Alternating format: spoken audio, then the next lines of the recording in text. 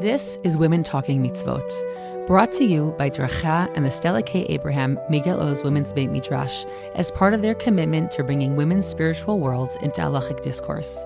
This entire podcast series has been graciously sponsored by Sigal and Zach in honor of Women's Talmud Torah, Women's Halacha Study, and in merit of Am Yisrael.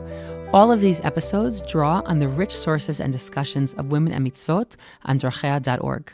This episode delves into the ways in which we imbue our Shabbatot with holiness, and the way this holiness is reflected through the act of making Kiddush over wine. We also talk about women's obligation in both nighttime and daytime Kiddush, and some practical halachot that frequently come up. Hi, Yosefa. Hi, Shana.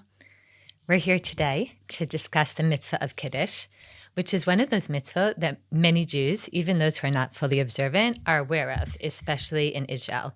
We know that in many traditional homes, there are families that gather for some kind of Friday night dinner, and they'll often start by making Kiddush. And in Israel, these Shabbat dinners, even amongst a good number of chilonim, totally secular Israelis, are quite popular. And I was recently reading this really fabulous book called The Genius of Israel, which was put out by Dan Siner, who now is, I think, a name that a lot of people are familiar with because of the popular podcast that he hosts, Call Me Back. So he put out a book, Startup Nation, that people are aware of. And then right before the war broke out in the summer of 2023, there was another book that was put out with his brother-in-law, Saul Singer. And in that book, The Genius of Israel, they're discussing what makes Israel unique. What about the society makes it different than other countries? And there's a whole chapter in that book about Shabbat. They call it Thanksgiving every week. And in that chapter, they quote Micha Goodman, who's one of Israel's leading intellectuals, who discusses what does it mean for a society when over half of its members make Kiddush. And he talks about the fact that ritual is one of the most powerful parts of culture because it is something that really glues people together. He says there that it's at the root of why more than 70% of Jewish Israelis have a traditional Friday night dinner with family and friends, which I thought was fascinating. 70% is a huge number. First of all, I have to read that book, Shana. Yeah. I haven't read it. It's great. I listened to him also, but I haven't read that one. And I think he does a great job of sort of being very positive and optimistic about Israel and also being realistic. I think that's part of what's unique about his voice in the scene at the moment. I think I'll just add that another really big element of this is the disconnect from media, meaning anything that sort of gets us as a culture and as a people all over the world, not just Jews, right? At this current moment, to sort of disconnect from media, to come inward, to join, to gather, and to hopefully be focused on what we're doing. I think as time progresses in the age we're living in, has even more of a pull and more of a significance in the lives that we're leading. Absolutely. We know that people around the world are adopting a tech Shabbat, right, where they're sort of self-inducing themselves with the day without technology. I'm happy that I don't actually have to make that choice. That for me, it's something that I do. It's part of the definition of my life. But I think that ideally, I would be happy to have more of these tech Shabbatot throughout the week as well. Sometimes I try, to the chagrin of the people around me and my colleagues. An hour. Sometimes to not respond.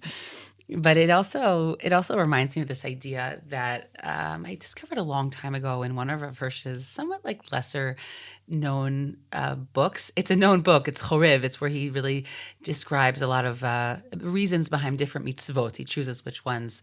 But he wrote something there about Shabbat where he says that, once a week we kind of like lift our hands up and stop keeping the world going, and it reminds us that we're not actually the ones that are in charge. And something about that I felt was very, very powerful. Maybe because I am like a doer, but I also deeply enjoy the feeling of being like totally abstaining from that kind of doing anything and being creative in the world. But I think that it's a really important idea in the modern world where we have a very strong sense of our power and of what we can create. Whether that's good or bad is a different question. But this idea of sort of taking a step back and remembering that we are not the creators, but God is, and the world is still going to work even if we don't do something today, I think is also an idea that's sort of can gain even more popularity and resonance in our lives today. Mm-hmm. I really personally am so grateful for all the ideas that you just mentioned, especially just like the break from the technology and the ability to have the opportunity to connect to family and friends. But it's interesting that, I'm sure that's what is pulling a lot of Jews around the world and Israelis to really stop and to have that traditional dinner. But I don't think that Shabbat is only about the social piece and the connection to people around us, because I've been noticing lately that so many of the Chatufim, so many of the returning hostages from Gaza, have been describing how they made a concerted effort to make Kiddush in captivity every week, even though many of them were alone or they were with another person. And long before, for example, long before Omer Shem Tov came back, he was released only after 505 days in captivity. Itai Regev, who was with him and came back in the first hostage deal, which was in that November, of 2023, not so long after the war started.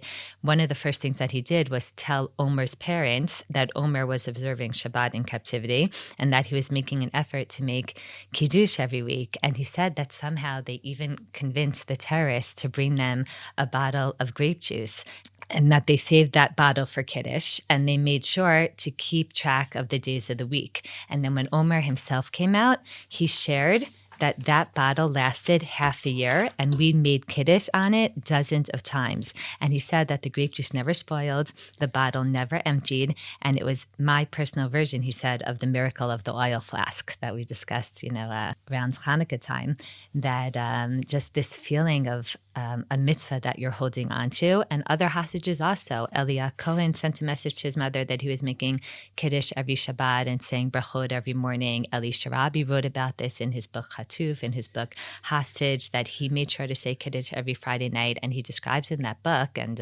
spoken about the book before because it was so powerful, how the cup was filled with salty water, like disgusting salty water. But he describes how in those sacred moments, the salty drops transformed into something sweeter than the finest wine.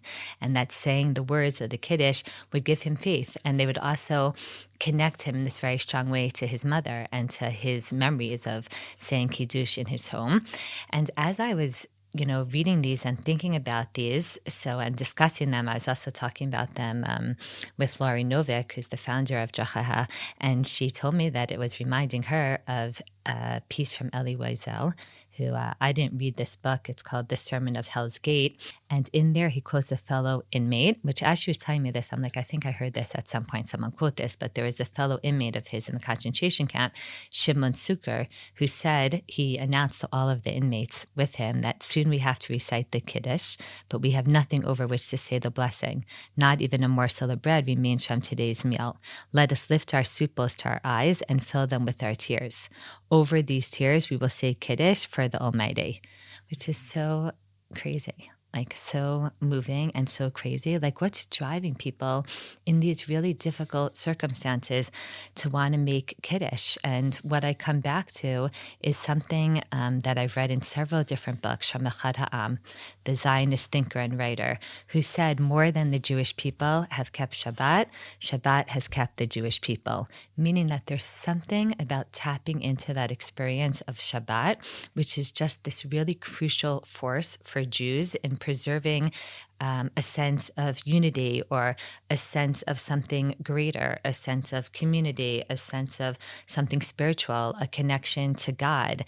And we know there's so many aspects of this. It's certainly a unifying force for Jews across different lands and cultures. It definitely gives us that shared experience, when people travel around the world and they come to Chabad and you walk in and everybody's there from a different country, but you sit down at a Shabbat table and someone gets up and makes Kiddush. It's like this instant connection that all of a sudden people feel to each other. And that's the social element that you spoke about earlier, but I think it's actually grounded in something that's much, much bigger and deeper than that. No, for sure. I think it's grounded in something deeper, and we're going to try and unpack that in the conversation. But I also think that that image of the Chabad house, and it's sort of like, it's like the calling for everybody, and everyone kind of like, it rings familiar. So I think it goes back to a phrase we used in a much earlier episode about common language, that these are rituals, whether it's their halachik specifically or something else, that it's kind of a common language for us, like throughout the world. And so wherever people are and whatever kind of Judaism they're kind of practicing, something like Kiddush seems to sort of sail above all of those different shifts. And I think that that is a particular power of Kiddush. I think another element of Kiddush that might be powerful and that might be bringing people in who aren't even necessarily halachically observant by definition, by their own definition, I think is another interesting piece. It isn't specific to Kiddush, but is specific to all sort of voluntary, I would say, ritual acts of bringing Shabbat into your life. And it sounds funny, but when it comes to Shabbat, mitzvot aseh, right? Or, whether it's making kiddush or blessing the bread or lighting mitzvot. candles, the positive mitzvot that we do are ones that have more popularity with the broader Jewish world. And I think it's because there's a very clear sense that it creates something special. It creates a certain atmosphere, and it's a ritual. It's something that family can gather around. And I think that that's a really important tool. The parts that I would say are obviously less popular are the lo ta'aseh, okay, is the shamor that we'll talk about soon. The prohibitions. Is the prohibitions, the things we refrain from doing. I think that there's also something, less fun, right? Meaning it's less joyful in that sense, doesn't create that same sense of joy.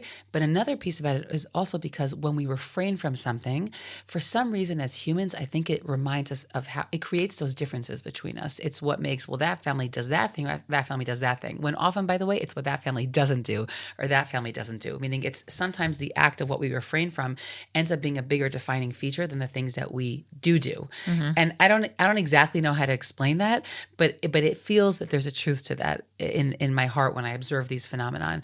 And so it's going to be less popular for people to refrain from doing something over a span of time. It's also kind of the kind of thing you kind of speak about less. There's less what harder. It's harder, and there's less what to gather around in the things you don't do. There's something to gather around in the things that you are positively doing. And I'm not saying that to take away from any of these phenomena. I'm just observing it as I'm seeing it around me. Yeah, and it's actually really interesting what you're saying because it's counterintuitive. Because usually as humans, it's easier to not do something, right? Because that's something that's passive. Right. So you're just abstaining from something. It's not asking much of you.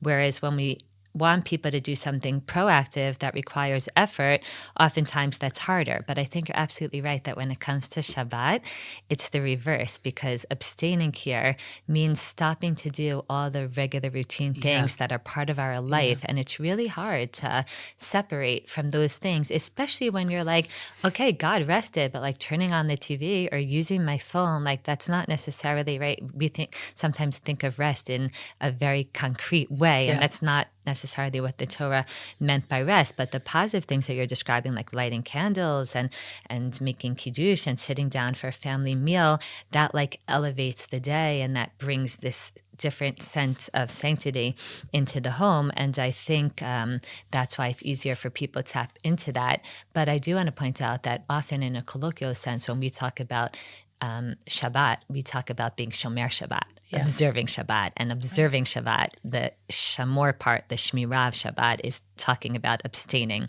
from the prohibitions. And that's because we know from our experience, and I think people also who try to bring elements of Shabbat also into their lives know that to fully really experience the beauty that we know of Shabbat, you really do need to abstain from a lot of things. Like if you want to get the full effect. And circling back to Omer Shem Tov, when Itai Regev came back and he spoke to his parents and he said he's making an effort to make Kiddush. So obviously that was very meaningful for them, but Kiddush was something that he grew up with. They actually make Kiddush in their home every week. And then Itai said to him, no, it's not just that he's making Kiddush, he's observing Shabbat. And they said, what does that mean, observing Shabbat in the tunnels? Like there's no TV, there's no phone, there's no whatever. And he said, no, but they gave us each a little tiny flashlight. And Omer, every single Shabbat for 24 hours, refuses to put it on. He sits in absolute darkness. And I think that also just shows us like there's something, again, bigger going on here. It's not only about the positive. It's about wanting to bring some kind of deeper connection to God and to the creation story into our lives. It's very powerful. You've gone into a lot more of the details of a lot of the returnees. No, I appreciate you bringing it to me. I think for self-preservation, a lot of it, I didn't go into it, so I appreciate it. Just because you're mentioning that, I find myself really listening to the interviews with the hostages and reading their stories. And I think part of it is because they went through something that they themselves say they never would have believed that they could have Yeah. survived. Yeah. And they found in themselves strength that they didn't think that they had. And I think in a time when we are looking for strength, it's very inspiring to read about people who are basically carrying the message that we're stronger than we think we are, and that and don't despair. Like we could do this. Yeah. Thank you, Shane. I appreciate that. I think I wanted to think with you a little bit about the role that Shabbat has in our life, right? It's a role that shifts and is dynamic, right? Let's broaden our conversation for a second away from, let's say, Kiddush specifically, but Shabbat as a whole. I think for many of us, it really, we behave, we interact with it differently at different points in our lives. And, there are times when ideally Shabbat could be like a day of Torah study. I remember that from a stage of my life when that was when I did most of Shabbat. Long time ago. A long, long time ago. And there's times where Shabbat is more of like a social time with meals with family and friends or people in the community, or it's a time to reach out dafka to neighbors. And there's times when Shabbat is really more family oriented. I know I've observed this on myself that in the past, I don't know, maybe six months or so, I've like really needed Shabbat to be like a time where I retreat into my shell, and just less company, less action. And for me, I have to pull in my husband. He's like the one who loves to be the social butterfly and invite. And I'm like, it's just such a crazy semester and so many things going on. And for me, Shabbat has been this time to like just literally sit in one place, connect with the people, my family and my husband, and just like not be engaged in the outside world. And it's so recharge. You're really describing like a recharge need process. it. I literally, I feel it desperately when like I have a Shabbat where I had to work or whatever it was. And it's really, and so, but there's different stages. You know what I'm saying? That's not always what Shabbat needs to be. And it's just interesting that I look at Shabbat sometimes as like a barometer of where I'm holding in terms of my like internal energies. And I guess one thing I just would want to say is that I think it's worth thinking about how much we are bringing our avodat Hashem into our Shabbat. Meaning, how are we looking at it? How are we using it as a tool for avodat Hashem? I think that it is a break from productive activity, or what we call melacha. But we kind of often need to make room for the way that kind of avodat Hashem is going to feature in Shabbat, because if we don't actively put it there, a lot of times other things can kind of fill it. And so the tools that are sort of the common, religious tools of Shabbat are tefillot and our singing and our meals, that the conversation can be more elevated, right? And being careful that it doesn't slip into like, other kinds of conversation or gossip or things like that. But I also think it's worth thinking about, because we really are trying to find activities that raise our spirit. And while a lot of times Shabbat can be consumed with like board games or maybe reading literature that isn't necessarily so Shabbat oriented kind of literature, and or like just staying in pajamas all day long, and maybe shul is or isn't part of the process. I think that it's just worth thinking about that, because ultimately, yes, Shabbat is a day of rest, but it's a day of rest in order to create space for something higher. And I think that a lot of times just through the habits of life, that can kind of get lost in the shuffle. And I think that it's worth thinking about how Shabbat can be elevated in the way that we're observing it and what we bring into that day. Absolutely, which is not always simple, and especially at different stages of life. And if you have children, how to bring them into that and how to make sure that it's meaningful and I think a significant day for everyone. For me, what's important, because I do relate to the experience that you're describing as Shabbat being dynamic, or us experiencing it differently at different stages of life. But for me, what's important for myself and for my children is that it's not just a vacation day, that it's not just a day off from school and from work, but it's a day where we somewhat feel and experience holiness, whether it's at shul or whether it's in our home, whether it's through the conversations that we have.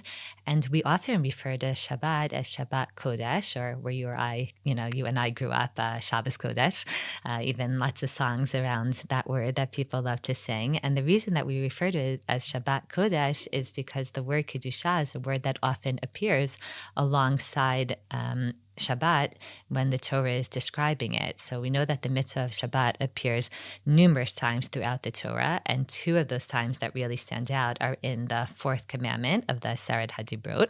In the 10 Commandments, we have two 2 recordings of them. And each time the commandment of Shabbat appears in a distinct way, but each time with the word, with a word that has to do with Kedusha and sanctity. So in Shemot, we are commanded Zachor at Yom HaShabbat, the Kadsho, that we need to remember the day of Shabbat to sanctify it, which is identified with performing the positive commandments that you described earlier. And in Tvarim, we are commanded Shamor at Yom HaShabbat L'Kadsho, keep Shabbat in order to sanctify it. And that's identified with observing the prohibitions. And the Gemara teaches us that Hashem uttered these 2 words, Zachor and Shamor, simultaneously, which we say in the Chadodi. A lot of people know it from there, Shamor v'Zachor b'dibur echad. And that what we mean when we say Zachor, remembering it, is not simply mentally not forgetting the way that we think of remembering, but actually requires a more concrete act, which they say is the verbal proclamation about Shabbat, which is our mitzvah of Kiddush. What's interesting is that the pasuk says, Zachor at Yom HaShabbat l'Kadsho, meaning that we need to remember. It's commanding us to remember Shabbat and to sanctify it. But then in our actual Kiddush, when we finish the bracha, we say, Baruch atah Hashem, Mekadesh HaShabbat. Blessed are you, God, who sanctifies the Shabbat, because God has already invested Shabbat with sanctity, beginning with the fact that He rested after a week of creation.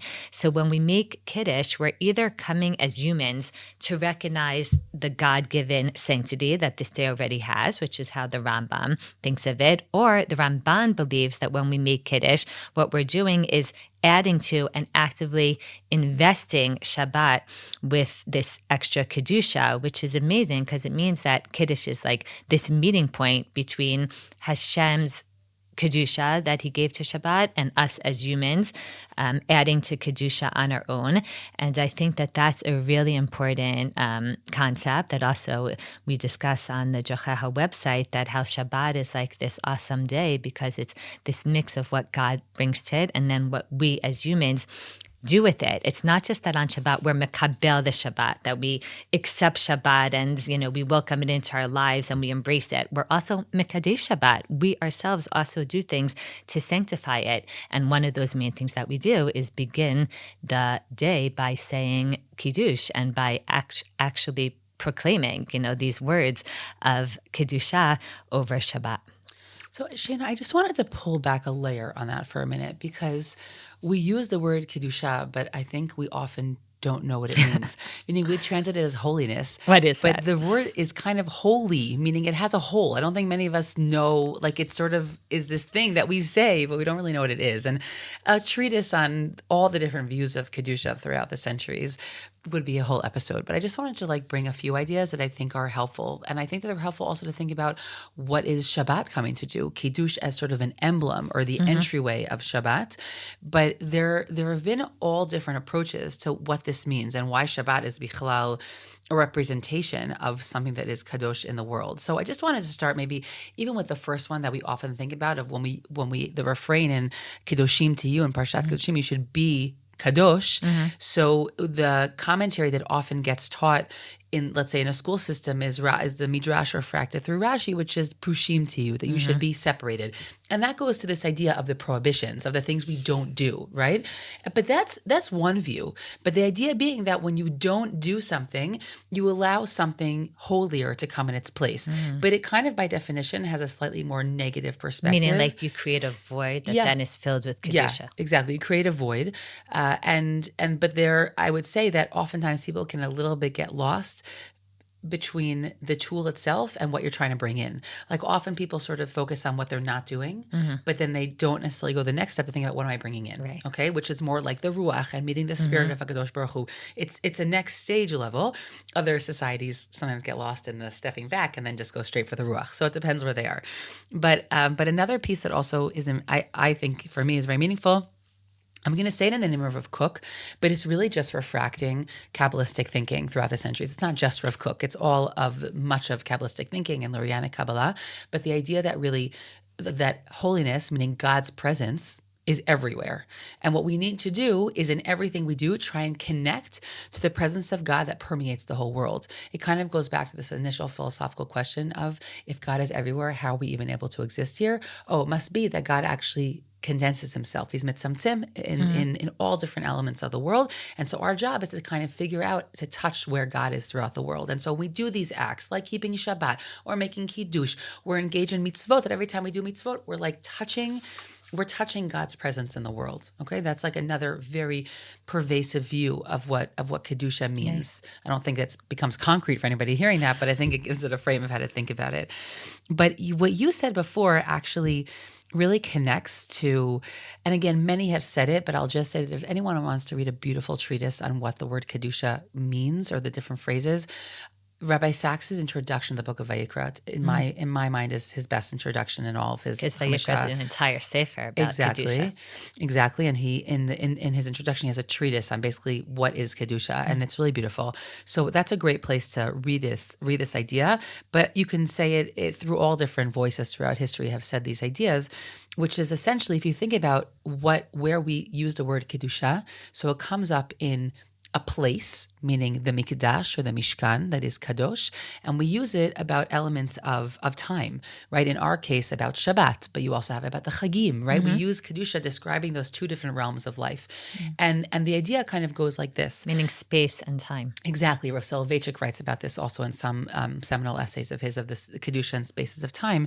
But essentially what that means is that in order that God won't take over the world, right, and we can exist here even and function with divinity around us, that God sort of attributes importance to a particular space and particular times. And those spaces and times, we can connect to God through them. But what does that mean, to connect to God through them? And then pitom we have revelation? No. But it's exactly the fact that we're opening up that space, right? Whether it's Shabbat every week or it's a Mikdash, he says very poignantly, the Mikdash is pretty empty. It's kind of like a frame. And there's some kelim inside, but it's just you going into that space. The idea being that when we leave open space, that's also a place of elevation and not like kind of distilled by other mundane kind of activities. That's where we can meet God, in that space. And so we have these, again, a mikdash or a mishkan, and also these holidays or every week Shabbat, where we abstain from doing something so that there could be open space that something else can enter. And Beautiful. I love this idea. Also, I think that many people, they intuit this, even if they never framed it like this. Because why? Right? How many times that we were working on something, and we were trying to fill ourselves or reading, and we just kind of got overwhelmed. And then like you go on a walk or you take a shower, right? And all of a sudden the like ideas kind of start pouring in, or you have like a moment of clarity. A lot of times, in order for something deeper to overtake us, we actually need to gain space from something. Or someone can, go on a walk outside, or they go on a hike, and dafka the emptiness, air quotes, of that space, you can sense in that space something much deeper. Some of us, I think, intuit that more in the world or less. I'm a person who needs a lot of space. So this for me is really key. No, but it taps into what you were saying earlier about Shabbat, that we need to stop sometimes. Yeah, exactly. Even if it's the tech Shabbat, you need some space just to like process what happened to you this last week and where you are. And it's not so that we do nothing, and that's not to fill it with other things, but it's so that something else can come into that space. And that's the gift of Kedusha, meaning that we can touch something else, dafka, by taking a step back in other realms of our life. And just again, being. Yeah, just being, but the being brings us closer to God, and that's a Kedusha according to that sort of line of thinking. Beautiful. I think also the fact that we make Kiddush over wine specifically also connects into different ideas of holiness that we read about in our sources, because there's a very core underlying idea that's brought down in different sources, that what it means for us as human beings to be kadosh is not to abstain from anything pleasurable and good. There is sometimes this Christian idea out there in the world that to be truly holy, we have to rise above our physical selves and therefore, abstain from anything that has to do with the sexual drive, or abstain from, eating good food, or because these things are like this worldly, and people who are truly holy and want to connect to something ephemeral, to God, to something beyond this world, need to, as much as possible, separate from physical physical entities. And actually, Judaism doesn't believe that. Judaism believes that Kedusha is created from very much partaking in a physical world, but then elevating it and using it in positive ways, because a lot of the physical forces that we have in this world are neutral and they could be used in all different kind of directions. So when we come and we make this proclamation at the beginning of Shabbat, where we talk about Kedusha, it's very significant that we do it over wine, because in essence, what we're saying is that wine and alcohol is a very powerful substance. It could be used in destructive or harmful ways. It could cause damage to relationships. It could badly affect our judgment. It could be used by people who degrade or disgrace themselves. But Judaism comes and says, no, take this drink, take this substance, and show that you could use it to bring Kedusha into the world. You could use it to elevate this meal. You could use it to connect to God. You could use it to allow yourselves to be more joyful and more relaxed, and to add something unique to the Shabbat experience. We don't always take out a bottle of wine in the middle of the week, and sit down and enjoy it. So when we make Kiddush on Shabbat, as well as do other mitzvot over wine, such as getting married, we're demonstrating that we are empowered as humans to use wine in good taste, to drink it in moderation, and to use it only in ways that will increase the holiness, which of course is not a simple thing. Unfortunately, we know that in our world today, and specifically even in the world of people who are Shomer Torah and mitzvot, there's been a lot of talk. Always, I feel like, over the last many decades, but especially recently, I've seen magazine articles and podcasts talking about the excess use of alcohol in our communities, and these phenomenons of like not just Kiddush clubs, but now there's this Tohameh idea of before Shabbat having a taste of Shabbat and having a little bit of potato kogon, a little bit of cholent, and it often involves a lot, not a little bit, a lot of alcohol, and people going into Shabbat drunk or not really able to tap into the Kiddush, elements of Shabbat. And I think that going back to how you started the conversation about Kedusha, when we say Kiddushim Tihiyu, and we encounter that parsha in the middle of Sefer Vayikra, so you quoted Rashi about being separate and, being Prushim, but the Ramban there is also a pretty often quoted Ramban, because he says, what does it mean to be kadosh? Don't be a naval bereshut ha-Torah. Don't be, the literal translation is, a scoundrel with the permission of the Torah. Or basically, don't be someone who behaves disgracefully while checking off, all the halachik boxes. Meaning what? It doesn't say anywhere that we can't drink alcohol. This isn't something that's prohibited, but where's the spirit of the law here? Or where is the drinking in a positive way that is, in good taste and with moderation? And I think the fact that we come and we start Shabbat and we say we're going to make Kiddush and we're going to make it on wine is us also reminding ourselves how we're supposed to use wine in the context of Kedusha. I just want to say that every time the phrase of Naval Bereshit Torah comes up, of that, sort of checking off the boxes, but all the empty space, I'll just do whatever I want with it kind of thing, it brings me back to, I think for me, it's one of my core values as an observant Jew, which is this idea of what am I bringing to the table? Meaning, I'm not here to check off boxes. Halacha provides a frame. In theory, it's a very filling frame. There's a lot we're supposed to do, right? And that, but in reality, it's a frame of our life. But the question becomes, how do we then actually behave with that frame? And to me, the quality of a person's religious life and spiritual self is defined by those things. It's almost sometimes more defined by those things than it is by, did I check off goes or back not to the check off? Spaces you were talking about Exactly. earlier. What are you bringing into that space? I'm also thinking about it because I just finished a unit on this in Migdal Oz, and every time I do it, the students are kind of a little bit shaken, because it's I really am challenging them to ask this question of how are you filling in those spaces? You have free time. What are you doing in that free time? And it's right. it's it's not I spent 10 hours learning Torah today, so now I could blow the next 5, because I was Yote, I checked off that box of learning Torah. Our religious lives are defined by the conscious, intentional decisions that we make, even when there's not something specific that we need to do. So that's a very powerful idea. I think also when we get into the actual text of the Friday night Kiddush, it also goes back to what I was saying earlier in terms of these different aspects of Kedusha, the God-given Kedusha and the Kedusha that we sanctify Shabbat with, because Rav Soloveitchik highlights that when we make Kiddush at night, we talk about two things. We talk about, at the beginning of Kiddush, the story of creation, and we call Shabbat a zikaron l'maaseh brishit, a way to remember creation and remember our Creator in essence, that He created the world in 6 days and then He purposely rested. And that's the God-given inherent aspect of Kiddusha, of sanctity, that's found in the Shabbat. But then the second half of Kiddush talks about Shabbat as a zecher l'yetziat Mitzrayim, as a way to remember the Exodus. And when we talk about a way to remember the Exodus, so not only is that referring to the fact that not only did God create the world and then like leave it be, but He continues to be an active, very engaged player in the world.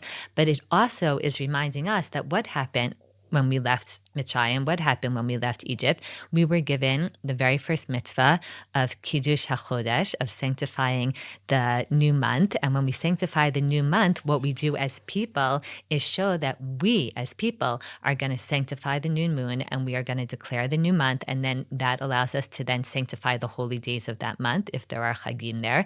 And Shabbat is also related to that because it's basically a similar kind of thing. We just do it every week. So I think that when we read the text of Kiddush on Friday night, it's also showing us that, again, like it's not only that Shabbat is holy because Hashem gave it to us, it's also dependent on what we do with that day. And I think this is one of the reasons that one of the very first mitzvot that we got after we left Mitzrayim, before we even got to Har Sinai, when we stopped in Marah, was the mitzvah of Shabbat, because it's such a essential and crucial defining part of who we are as a people. Everything that we've discussed right now is completely universally relevant, both to men and to women. But because this is a podcast of women talking mitzvot, let's talk now a little bit specifically about women's obligation in Kiddush and their relationship to this mitzvah. Yeah. Okay. So I think that we definitely need to start from this point, which we're going to come back to often when it comes to women and mitzvot, which is that this is a positive time-bound commandment. It's a mitzvah to asay shezman grama. It has a very specific time to it. And in theory, we have this kind of rule in the back of our mind always that women are exempt from these kind of mitzvot. But in the case of Kiddush, we are not exempt from it. We are completely obligated. And that's because of this connection you mentioned earlier of Shamor and Zachor, because we are obligated in both the prohibitions of the Shamor, what we don't do, and the Zachor of the positive commandments. And so because of that, we're obligated in Kiddush, and this is considered to be a full Torah level obligation. This obligation of Shamor and Zachor overrides the fact that it's time bound. It sort of makes it's a more important piece in terms of the halachic character of the mitzvah. That's how the Shulchan Aruch paskins, and there's a total consensus on that Kiddush and also nighttime Kiddush specifically. Why is that different? Because daytime Kiddush is actually called Kiddusha Rabbah. It's called Kiddusha Rabbah as a nickname because it's actually the smaller. It sounds the great Kiddush, but it's because it's actually considered to be a lower level lower level Kiddush. And what that means is that it's a rabbinic obligation, and it's kind of like a reminder of the Torah level obligation that we do at night. But we say Kiddush in the day in order to begin the daytime meal with honor and to begin with praise, right? And to begin the meal with a bracha over wine, which really blesses Hashem for Shabbat. And so we are obligated as well. Women are obligated fully in the daytime Kiddush as well, in the same level obligation just as men are. And I also say something that might be surprising, but women can also discharge men of their Kiddush obligation, i.e. to be motzi men. Because we have the same obligation. We have the same obligation. And so the debate that comes up regarding women reciting Kiddush for others is, let's say, if it's in a bigger group that's beyond her family or in some sort of public setting. But I will just say that the question of women being motzi others, or the general halachic question of who can discharge the obligation of another person, is a very complex topic. There's a lot of elements to it. So first of all, anybody who wants to look, there's a specific article about discharging obligations on the Deracheha website. But I will just say, in this case of Kiddush, it's not a complicated topic because we have here within the family setting, because everybody has the same level obligation. Exactly. And I think it is so important that we are going over these halachot and we're discussing this together on this podcast about women's mitzvot, because candle lighting is like an obvious women's mitzvah. Yeah. But Kiddush is one of those mitzvot that people automatically associate with men.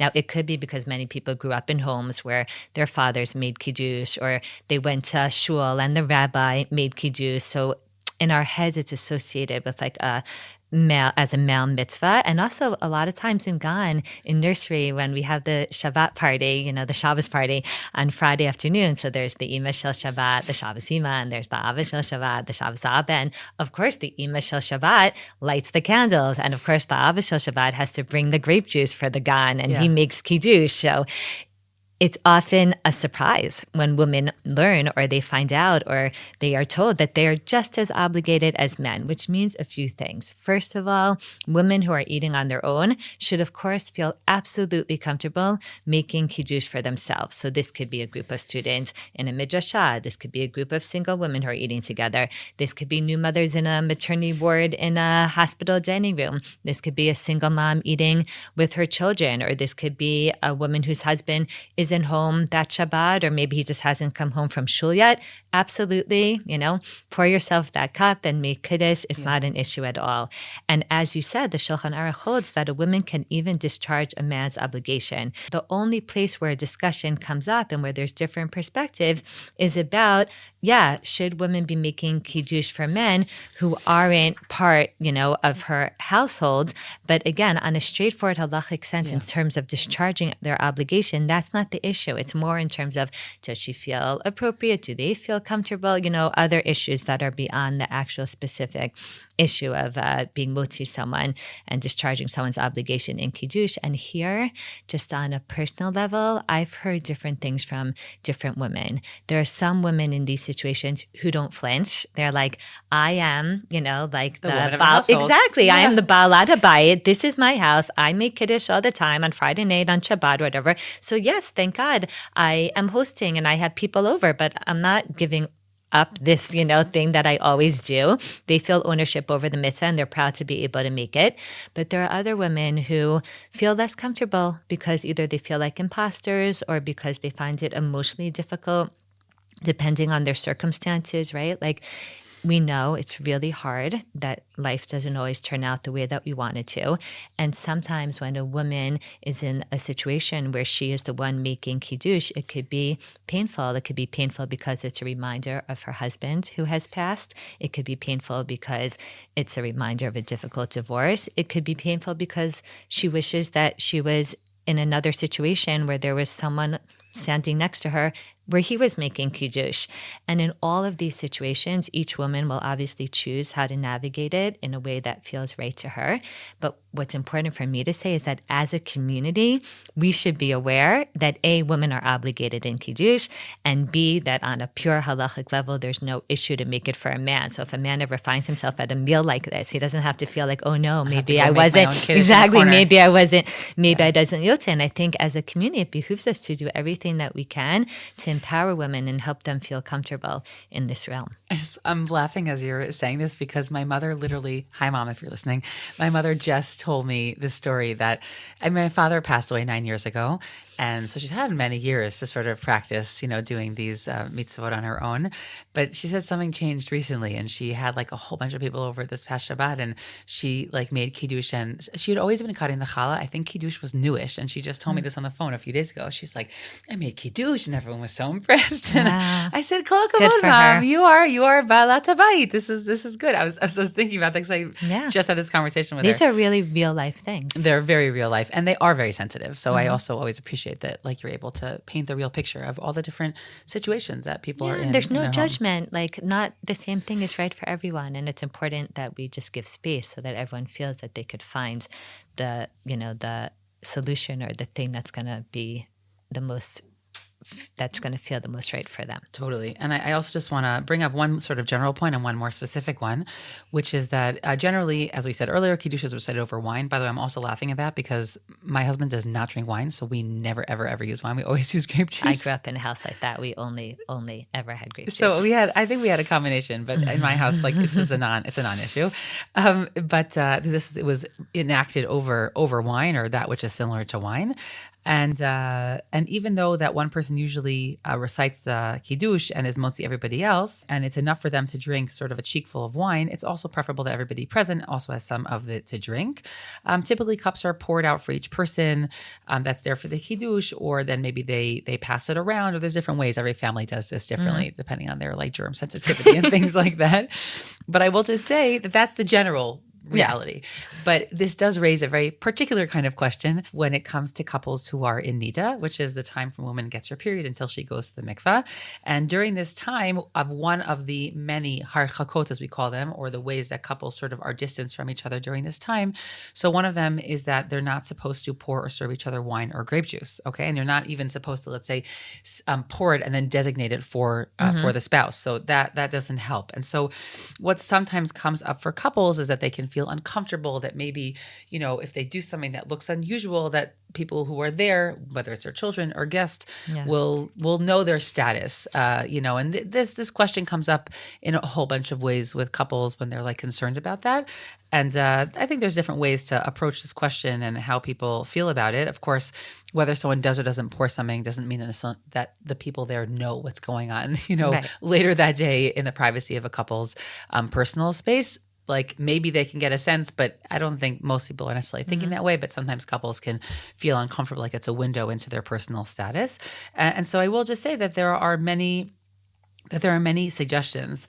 And by the way, this is not a conversation about halachot, but in general, when it comes to these halachot, there's a lot of creative ways that a couple can kind of navigate, both that they feel comfortable and also that they could feel that they're not like communicating to the world what's going on. But specifically in the case of the Kiddush wine, so first of all, a husband can make Kiddush.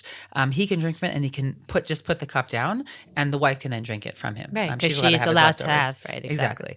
And so that's a very, very simple solution.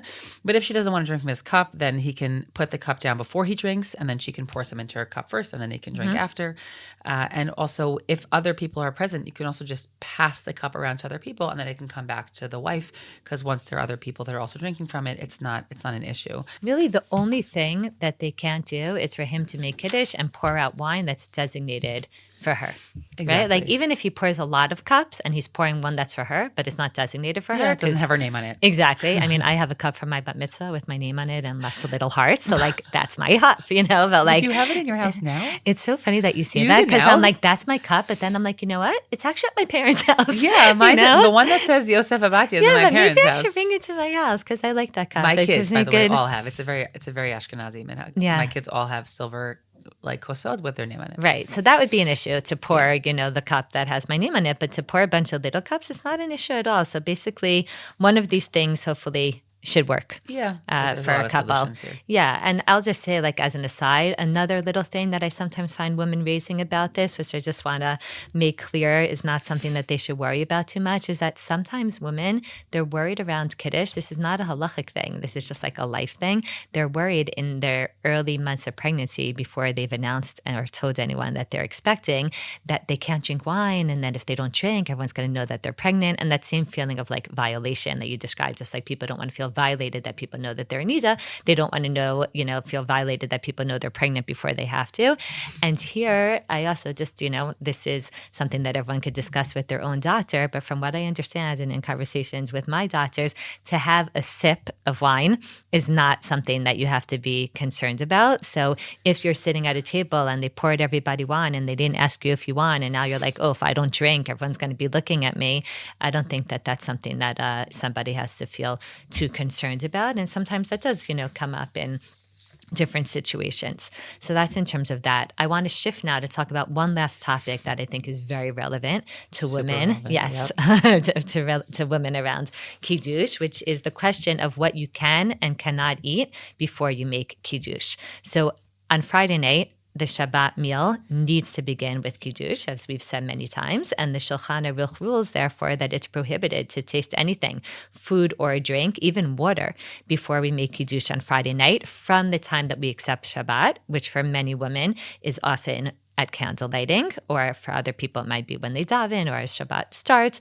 But he says, in a case of great need, if you need to, still have a little bit of water, you could do that until Shkia, until halachik sunset, without first making Kiddush. I don't find that most people are struggling with this, because usually the time between when Shabbat begins and when the meal starts is usually an hour or two. And if you ate right before, usually that's not something that is so difficult. But again, this reminder that the meal is supposed to start with Kiddush, and part of the way that we sanctify Shabbat and show that it's different is that we don't just start eating. We have to begin with this official reciting of Kiddush, and that's why we don't eat before that. So I think two things also, just if I think of practical real life scenarios that do come up, let's say on a Friday night. One is that it's a real process I've found to educate children to not eat. Yes. It's this question of so when do you say you can't, it's that's a sliding scale there of there what you kid feel is it more. capable of pulling back. The other thing I'll say, it's also a very specific scenario, but I just want to follow in your suit and see people out, listening, is that for people, let's say, who get very, very sick when they're pregnant, I know that I kind of had to throw many rules out the window at many different points in life, because I wasn't able to either not eat for long periods of time, and I just want to say that the struggle is real to retrain those muscles to hold yourself back a lot of times. It's true even just about mitzvah observance. If we were lenient with ourselves, you mentioned when we were talking about tefillah and all those episodes, you're lenient with yourself, and then you have to retrain yourself to get back to do that thing. It's totally come up now with so many chayalim, with soldiers who have been in miluim, because they spent so many Shabbatot in battle where they weren't really able to keep a normal Shabbat, and then to get yourself back into that mindset. But it is important what you're saying, meaning anyone in a specific, unique circumstance, pregnant woman who's really not feeling well, somebody who's elderly, someone who's weak, somebody who's sick, someone who needs sick medication, of course they should ask about eating before Kiddush, even on Friday night. Yeah, so just and put in that. Of course, the struggle is more real on Shabbat morning. So let's just talk a minute about Shabbat morning. Because there's sort of two factors here. One is because we follow the practical ruling of the Rambam that eating or drinking before Kiddush is also not allowed during the day, meaning it's a question. Because again, Kiddush is at a slightly lower level, so the question is, do we reapply all those halachot during the day? But we say that we do. We don't eat before Kiddush. But also the obligation to make Kiddush only really happens once somebody says shacharit. So we have this double-edged question, right? Of when does that come into play?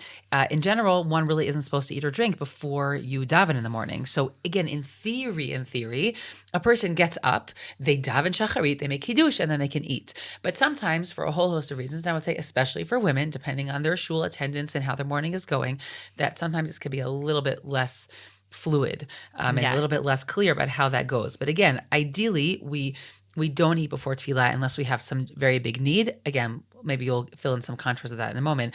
And also, once we say shacharit, we have to hear Kiddush. So even, let's say, I'm just going to give a real life scenario from my home. My husband goes to the early minyan. He comes home at 8:30. He makes Kiddush, and then I go off to shul. Now, I have had something before I daven. In a minute, you'll explain why that's okay.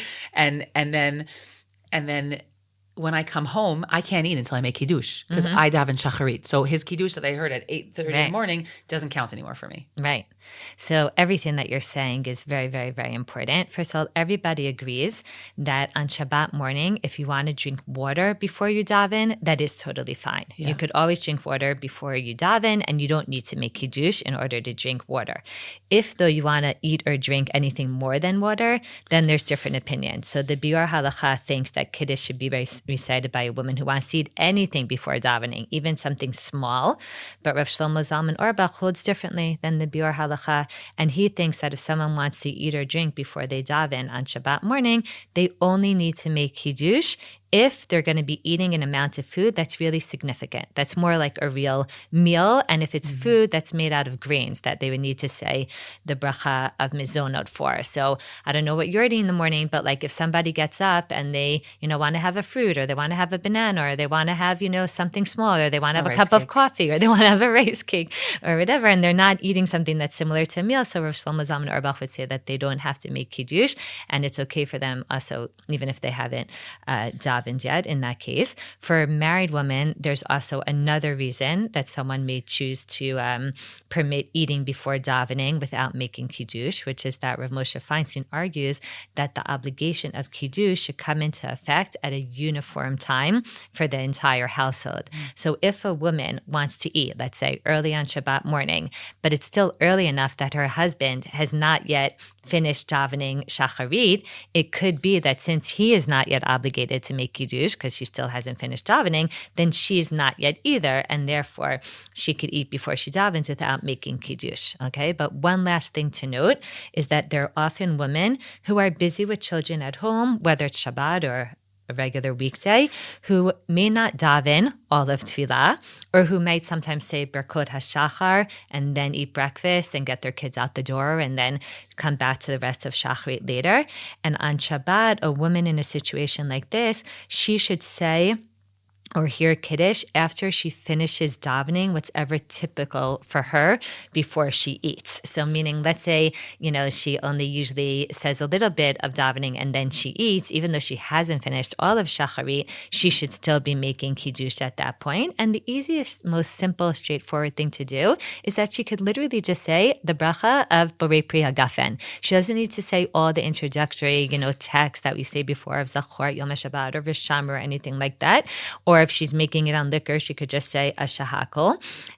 If there's a reason why specifically a certain woman has difficulty at that hour of the day drinking wine or grape juice or liquor, anything like that, before she's had a real meal, then she could explore with a posek if there's another liquid that she can make Kiddush on, or she could discuss her entire situation and figure out what the best course of action would be.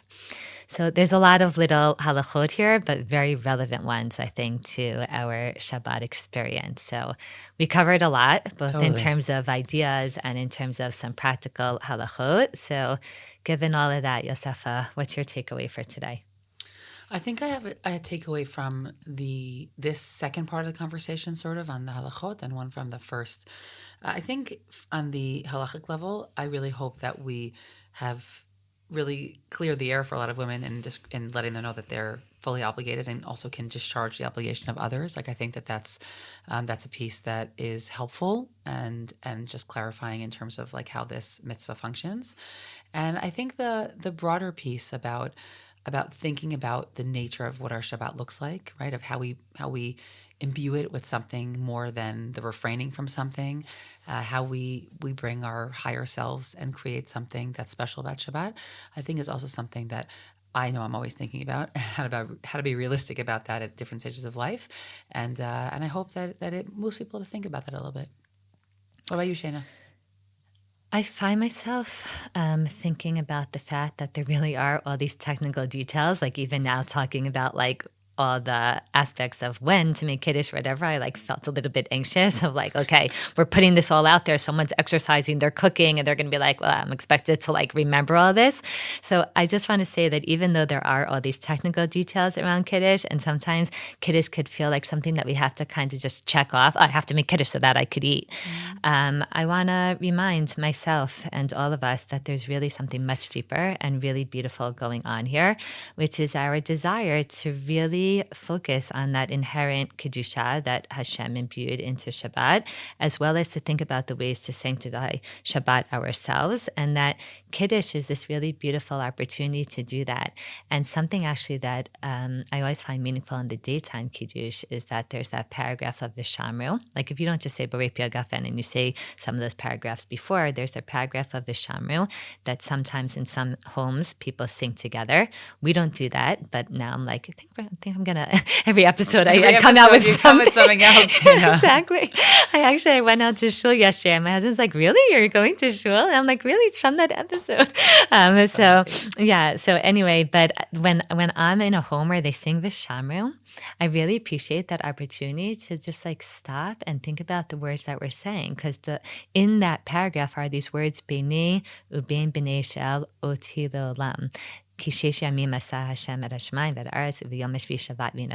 Shabbat is an ode. It's a sign. It's a special sign that Hashem gave us, that He gave Bnei Israel, as a reminder that I created the world in 6 days and then I rested on the 7th day. And when we make Kiddush and we speak about this sign that Hashem gives us, it reminds us and it reinforces that very special connection that we have with Hashem. And therefore, how amazing and wonderful it is that women are also fully obligated in this mitzvah. Thanks, Shana. Shabbat Shalom. Shabbat Shalom. Did this conversation move you or cause you to think about the topic in a new way? Please share these episodes with friends and family and start conversations about meaningful mitzvah observance. Make sure to check out the show notes for links on how this topic is discussed on Deracheha.org. Contact us with thoughts and questions at womentalkingmitzvot@gmail.com. Looking forward to our next conversation.